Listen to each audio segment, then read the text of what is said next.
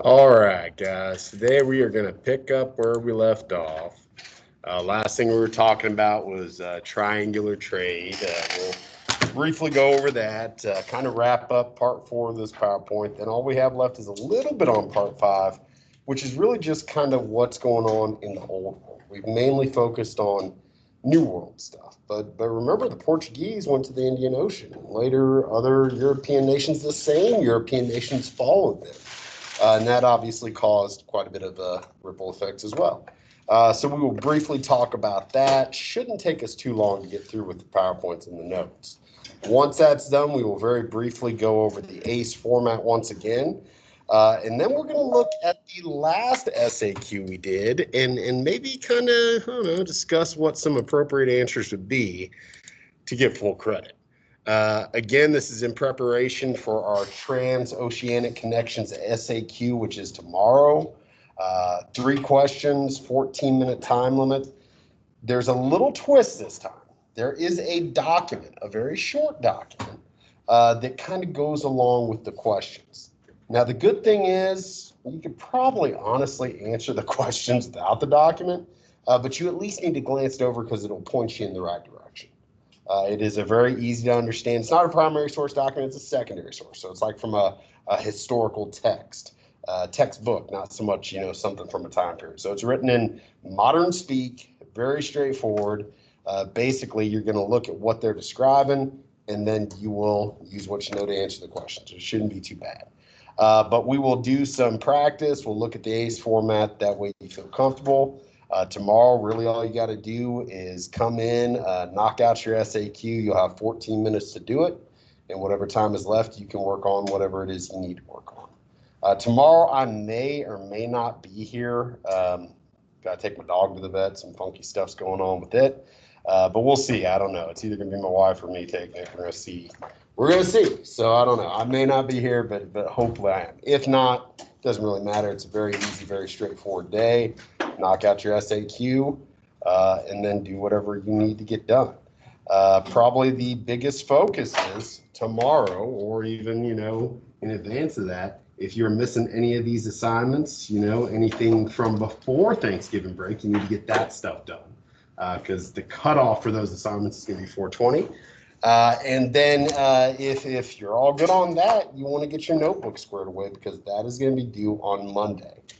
Everything you need is listed up there. I've also put the list and the link to submit the notebook in Canvas already. It's under Monday. So after today, if you're done with your notes, if you want to submit this early, more power to you. Last thing, we've been working on this period of 1450 to 1750. First, we did our land-based empires, the Ottomans, the Russians, people like that. That was Unit 3.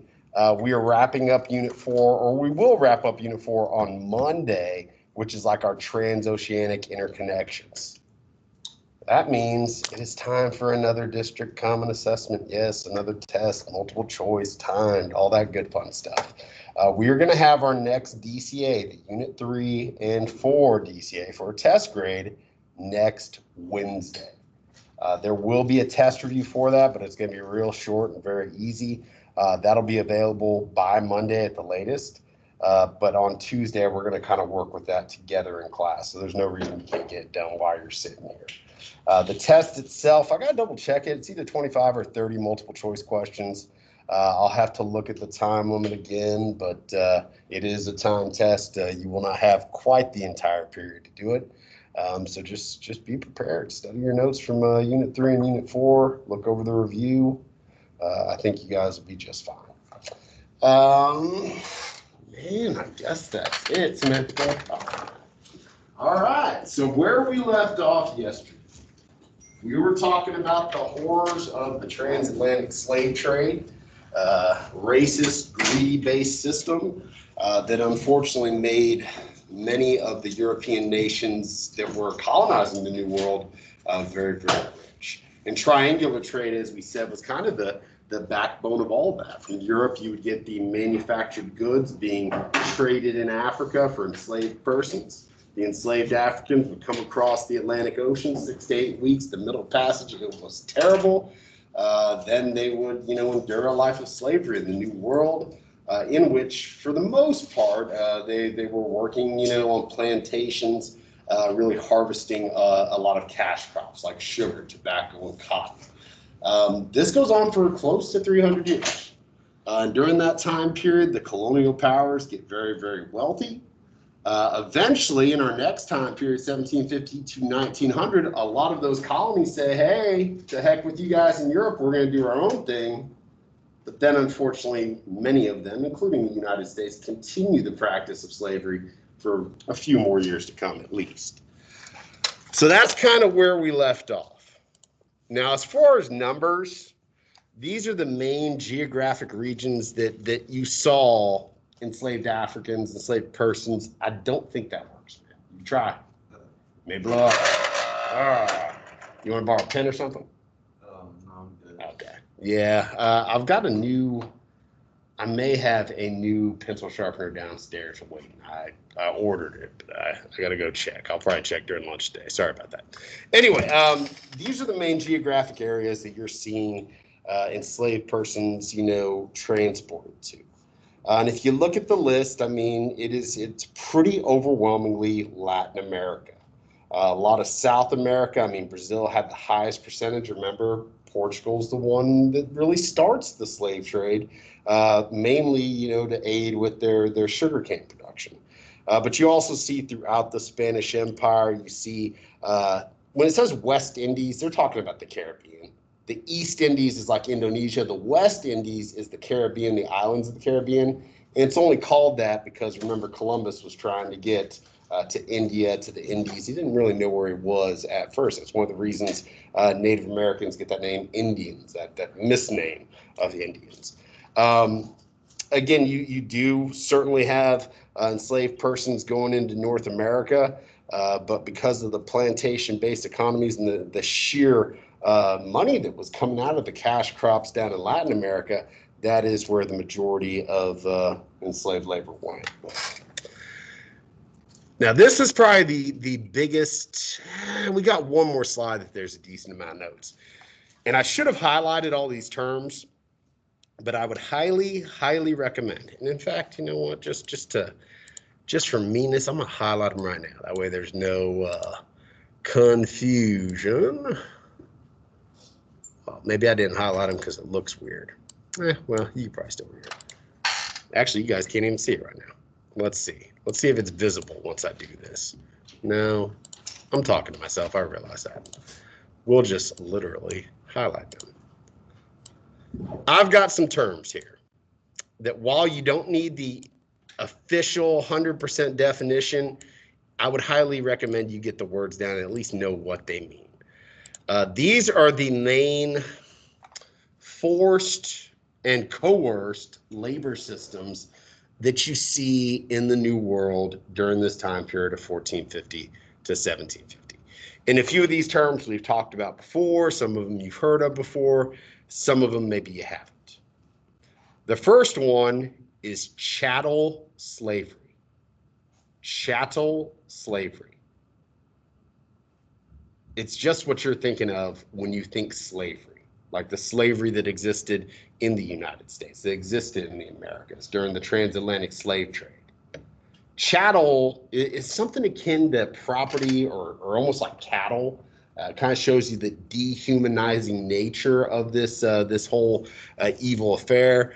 But essentially, it's where humans are seen as property and are forced to serve their owner without compensation. And this is usually generational. If enslaved persons under chattel slavery have children, well, their children become slaves, and so on and so forth. So if you ever hear the term chattel, they're referring to slaves. It's weird, guys. You know, the College Board, they love their complicated vocabulary that not a whole lot of people use. That is one of the main ways they're going to trick you on not only the AP exam, but even if you're not taking the AP exam, guys, our exams in this class, they're modeled on the AP exam. And honestly, it's the vocabulary that trips people up. They'll mention some things that you probably know, but they'll call it something slightly different. It's one of the reasons we focus so much on academic vocabulary in this class. It's getting you ready for something. And honestly, if you can get down a lot of the vocab, the majority of questions, either using the documents or just terms and names and questions and answers themselves, you can usually figure out or at least eliminate a few answer choices. So vocab, super important. Plus, you got to use this stuff in your writing. So chattel slavery, traditional slavery, it's what you think of. And you see this throughout the Americas. Next, we have indentured servitude.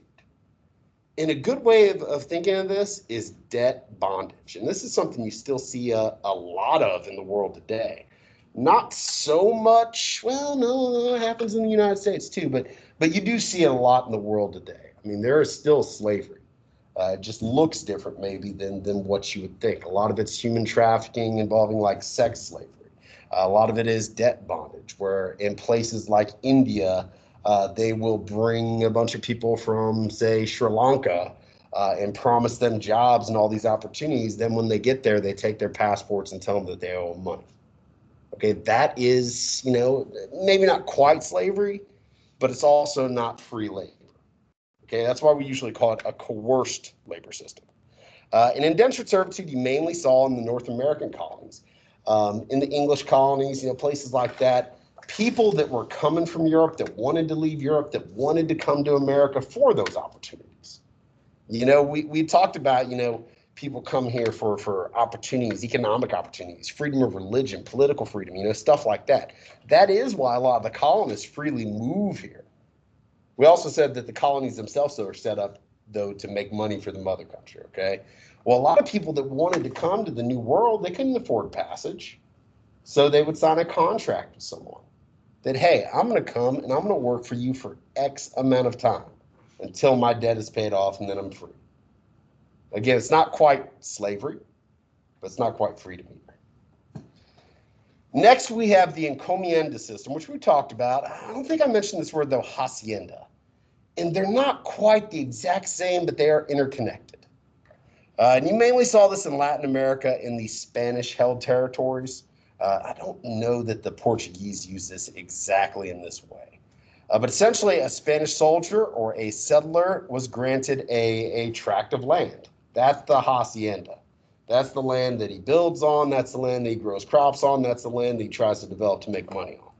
Okay, so sometimes hacienda and encomienda are kind of almost used interchangeably because hacienda is the land where all this is happening, whereas encomienda is the actual system.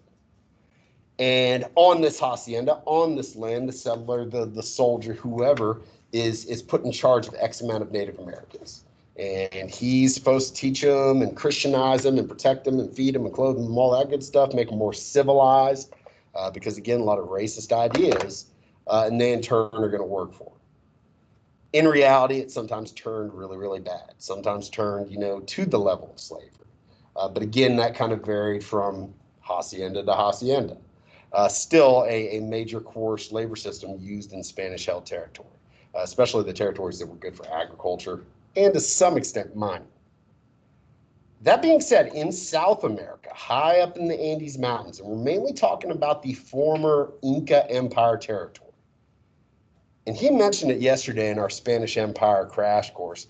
The Spanish revived the old Inca system of conscripted labor, the MITA system. The MITA system. We talked about it before. The Inca would require, their citizens to come out and build all those roads and bridges and temples and stuff. Well, the Spanish revised it to get Native American laborers who were more experienced in mining, more used to the altitude than enslaved Africans would be, to come out and engage in mining all that silver. Okay, mining to this day, by its very nature, is very dangerous. Okay, and it was especially so back then. So this was bad. But again, it's kind of that borderline. Is it slavery? Is it conscription? Is it coercion? Either way, these are all ways that the colonies got work done, both somewhat freely and not free at all. So definitely know those terms, be able to use them, understand how they were utilized. And yeah, you're going to be pretty good moving forward because these terms come up a lot. We are finally starting part 5, and it's only like 2 or 3 slides. It's short.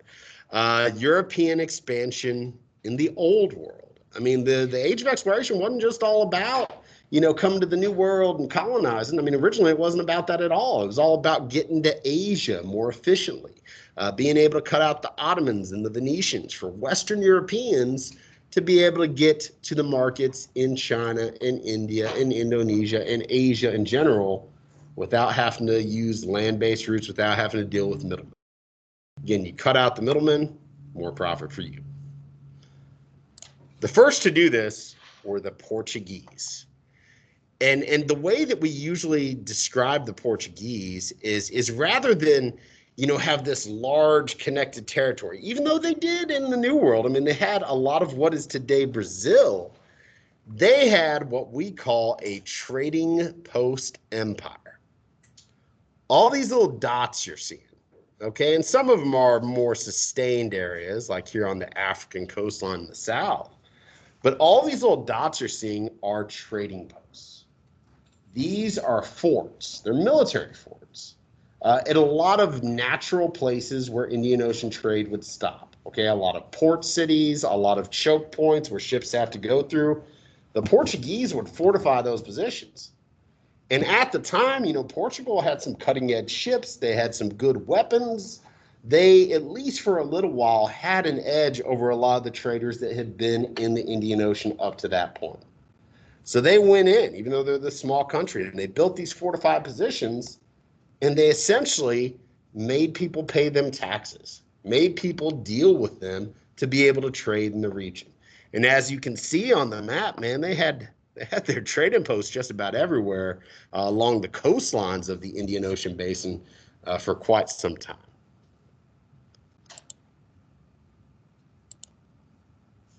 Again, if you want a more, definition style, empires, it's pretty much what I just said. Instead of controlling larger territories, small outposts along coastlines controlled trade routes by forcing merchant vessels to pay duties at fortified trading sites. Okay, at first this was the Portuguese. Later, when other European countries show up, like the Spanish and the French and the British and the Dutch, because those are the ones involved in the initial wave of imperialism during this time period, they essentially do the same thing and eventually kind of push the Portuguese out.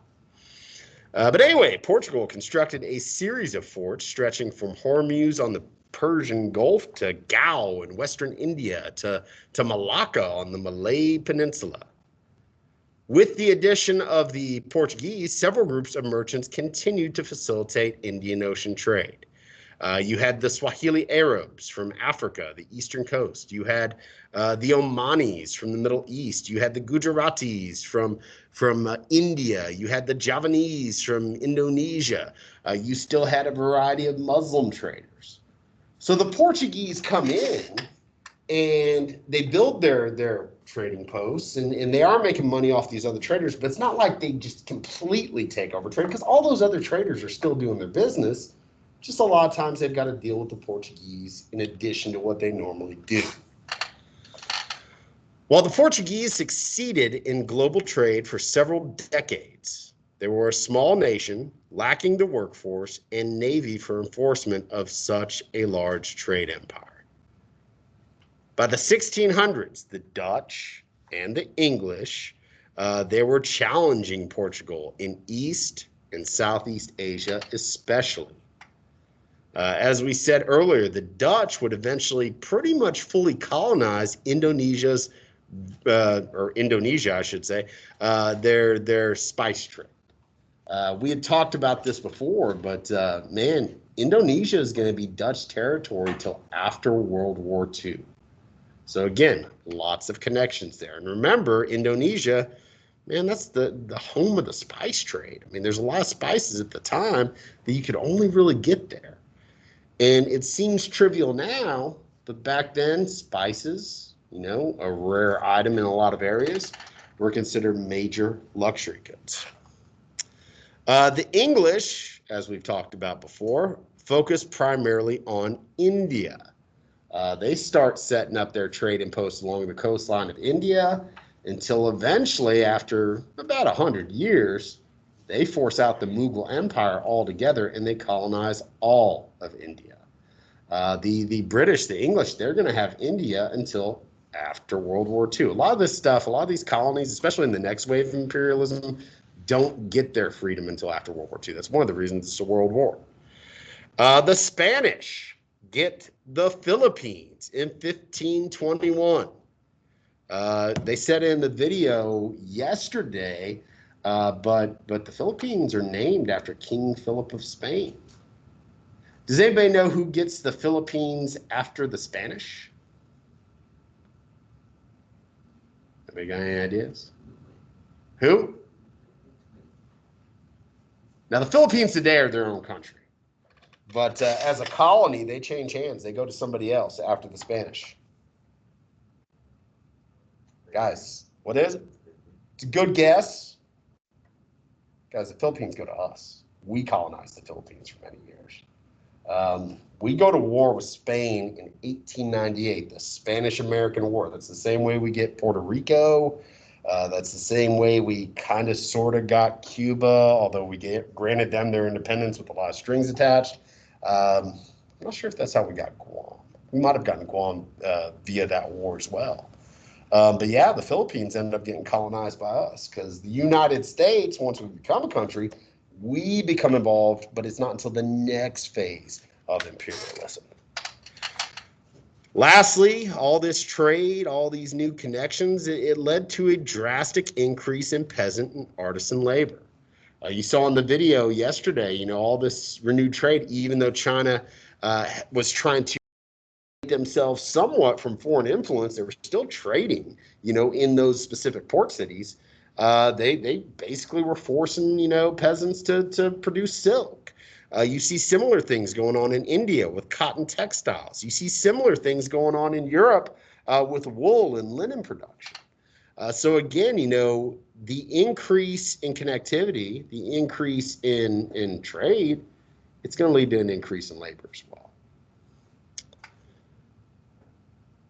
And as far as new material goes, that is about it. Make sure, though, that you know who's around during this time period. Again, you got your land-based empires. We, though, have been talking about these new maritime empires, these overseas empires. They're the Europeans involved in the first wave of imperialism. In our next time period, 1750 to 1900, some of the same powers are involved, some new ones are involved, but this spreads even further. Especially after a lot of the New World gains their independence, Europeans and America start to look elsewhere for a lot of the same reasons: land, resources, money. It's almost a never-ending process. Now, originally I was going to ask you all these questions, and there's a lot, but it looks like 25 minutes left, and I want to ensure that we've got enough time to at least look over the SAQ and practice a little bit. So I'm just gonna say these questions, and you need to ask yourself, hey, could I answer this? Yeah, do I know that? Because this, believe it or not, is a good indication of the sort of material you will need to be acquainted for, not only for the SAQ tomorrow, but also the DCA next Wednesday. So think to yourself, do I know this? Did I take notes over this? Am I familiar with this material? Why did Europeans want to explore in the 1400s and 1500s? What were some of those motivations? We talked about that at the very beginning of the PowerPoint and with some of the videos that we watched. What were some advancements in maritime technology that hastened the age of exploration? Again, without better technology, the Europeans did what they did. What are some of the things they came up with? What are some of the things that they borrowed from the East, maybe even the ancient world? How were the conquistadors, the Spanish conquistadors, able to conquer the Aztec and the Inca? We're talking about these huge empires. And initially, the Spanish were showing up with a few hundred guys. How'd they do it? They had some advantages, some they knew about, some they didn't. Something to think about. What were some of the lasting effects of the Columbian Exchange? Guys, just about everything that we've talked about over the last week is in some way, shape, or form an effect of the Columbian Exchange. Think about all the changes in the new world, in the old world even a little bit. They're all tied in. And believe it or not, while it's not readily apparent, I mean, we still see the ramifications of the Columbian Exchange to this day. Summarize the system of mercantilism. Kind of a weird one, but it's a word that's going to come up again. Explain the meta and encomienda systems used by the Spanish. Again, conscripted systems, but you want to know a little bit more than that. What was the social hierarchy in the Spanish colonies based around? Give you a hint, it was really racist. What were the main in the New World? I mean, some of them the Europeans brought with them. Some of them were already here. What was the long journey taken by slave ships across the Atlantic Ocean known as? Why was it so terrible? Heck, how did this transatlantic slave trade start? And finally, you need to be able to explain the process of triangular trade. If you can do all these things, as far as the SAQ is concerned, as far as really even the DCA is concerned, I think you're going to be okay. These are some of the key ideas. It's not all of them, but it's certainly some of them. All right, let's real briefly look at our old friend, the ACE format. And again, we're not going to go over every single component of this because we've looked at this a few times before. But essentially, in your SAQs, let me even zoom in on this more because we're really only focused on this part right here. In your SAQs, in this class, you will typically have, when we say you got a short answer question, it's really like 3 questions, and they're usually kind of connected. Couple things. Each answer has to stand on its own. You can't answer the same thing for all 3, even if it's technically would work. You can't do that because each one has to be independent of each other.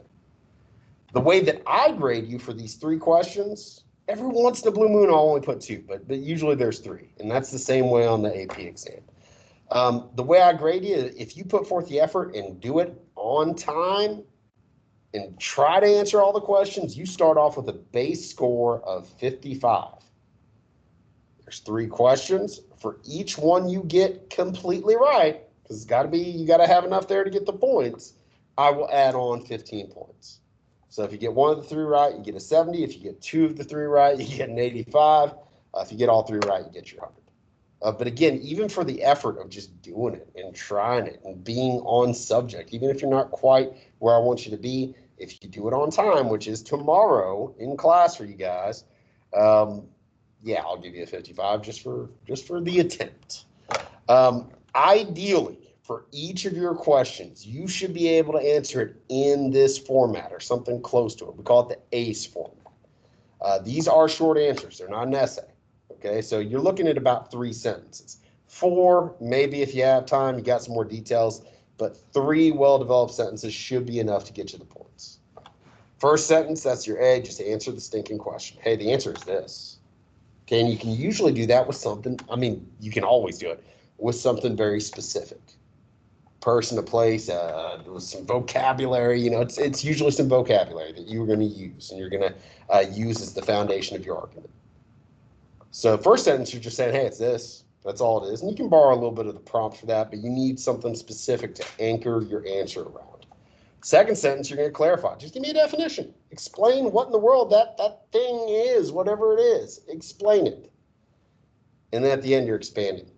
You connect it to other historical details, other examples, any additional information that you can use to show that you know your stuff and that you're making your answer a little bit more complete, a little bit more in-depth.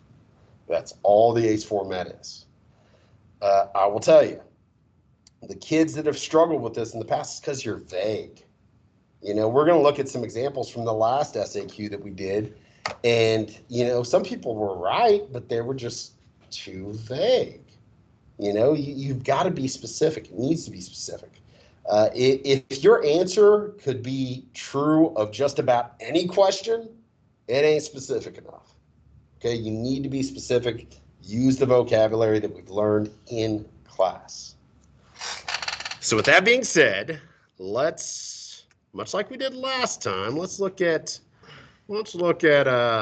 some examples. You guys couldn't see the screen, could you, when I was going over ACE? Ah, okay, that's fine. Well, anyway, it's here too. ACE, and I'll figure out. I'm gonna change it up next period. We got ourselves a sample question here, and again, ACE. First sentence answer, second sentence clarify, third sentence expand.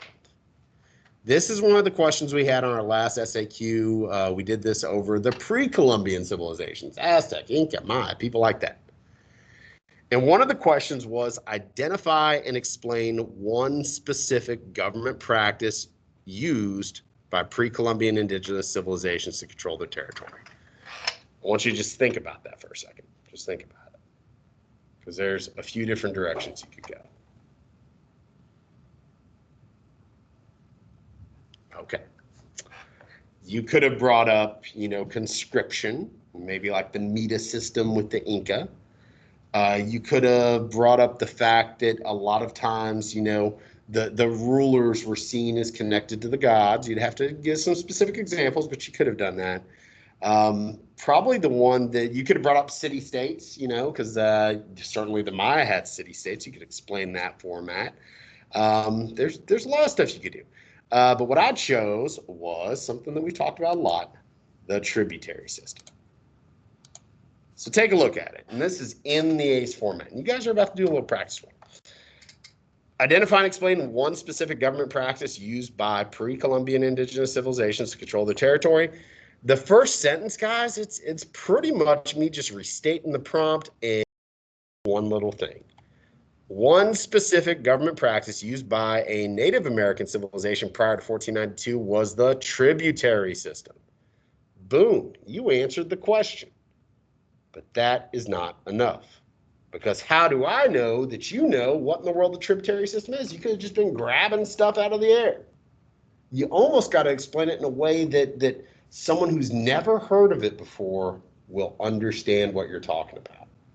And that's what you do in your SAQs, and your LEQs, and your DBQs. If you bring up something specific, and in your essays, that's how you get evidence points, you need to explain it. You need to sometimes define it. That's what you're doing here in the second sentence. That's your clarification, which is basically just the definition. And again, it doesn't have to be the textbook definition, but it needs to be something that shows you know what you're talking about. So for the clarification, I put in tributary systems, powerful civilizations require weaker neighboring groups to pay tribute in the form of taxes or trade goods under the threat of violence and military conquest. Again, I just described it the best way I could. That's pretty good. You might get the points there. But that last sentence, that's what seals the deal. That's where maybe you get a little bit more specific. Like in this case, who are we talking about? Well, we're talking about the Aztec. The Aztec Empire of central Mexico dominated many local tribes in this manner, leading to several tribes fighting with the Spanish conquistadors during their conquest of the Aztec. That's how you do it. All right. And it doesn't have to look exactly like that, but that's the basic flow of it, guys. And if you can get this down, I'm telling you, the SAQ itself, if you know what you're talking about, it's not that hard to get the points. Plus, that's like 20% of the AP exam. So definitely worth practicing. So we are now going to do a practice one. We did something like this before. I would like you to answer this in your notebook. And this is for you. If you just want to sit there and scribble and draw Snoopy or something, I'm not going to know because I'm not looking for this in your notebook. But if you can answer this is a question we've actually had before. This is from the last SAQ. Then the ones we're going to have tomorrow aren't any more difficult. So try to focus on the ACE format, focus on being as specific as possible. So here we go. I'm going to give you 3 minutes to do this, okay? You'll have a little bit more time now in the real one. Identify and explain one common cultural similarity amongst pre-Columbian indigenous civilizations. What's something they did in their culture? With how they lived, what they believed, something.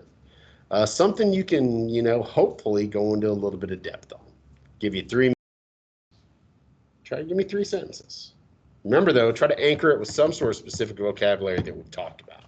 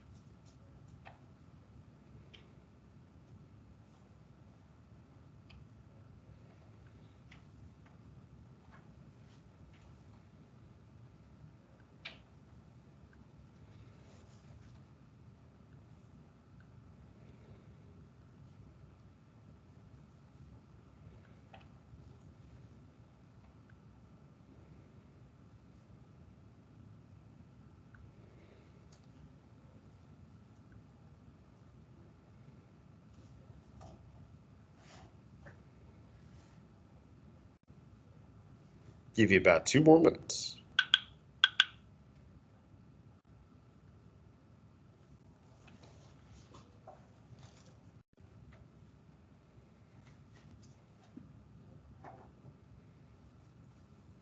And if you finish early, think about, hey, are there any cool details I could add? Do I know anything else I can connect to it? Are there any other specific examples I can give?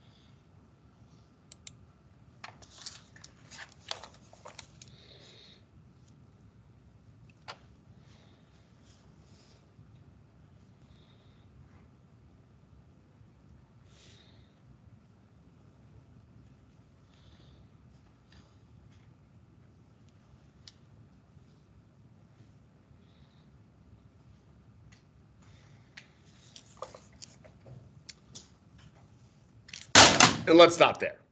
I wasn't really officially timing the clock. It's okay if you didn't finish. Now, there's a few different directions you could go. And honestly, this one, trying to figure out something, 100%, great academic vocabulary might be a little bit of a stretch. But I tried to choose something really basic. Had to do with religion. That's probably what most of you guys did too. You may answer it a little bit different. You may have focused like on human sacrifice because you do see that in a lot of the civilizations we discussed. But I tried to get a little bit more with some official vocab. I said one similarity in the cultures of many pre-Columbian cultures. I wrote that this morning when it was early. I need to fix that. Was their polytheistic religious beliefs. Okay, polytheism. What in the world is polytheism? It's just the belief in many gods. Tell me a little bit more, okay? Just a little bit. Maybe you get into the fact that a lot of the native gods, we're focused on the sun, we're focused on different animal representations. You get into a bunch of stuff, but what I put, groups such as the Maya and the Aztec were extremely religious and regularly offered human sacrifices to their gods. This isn't super in depth, but it at least shows that you can utilize some of the vocabulary that we've learned and that you can apply it to at least some somewhat, even if it's superficial, some somewhat specific examples. Guys, tomorrow, if you've been paying attention during this PowerPoint, during these videos, I think that this is probably the easiest SAQ we have done. Some of you might get thrown off because you got to read a little bit, but it's not much, it's like a paragraph. Read through it. Honestly, after the first sentence or two, you're going to see the direction it's going. Might help to look at the questions first. That's up to you because honestly, on both our tests and our writing, sometimes you can answer stuff without the document. Okay, you're just using the document to kind of confirm your suspicions, if you will. But yeah, don't get thrown off. Read through the document.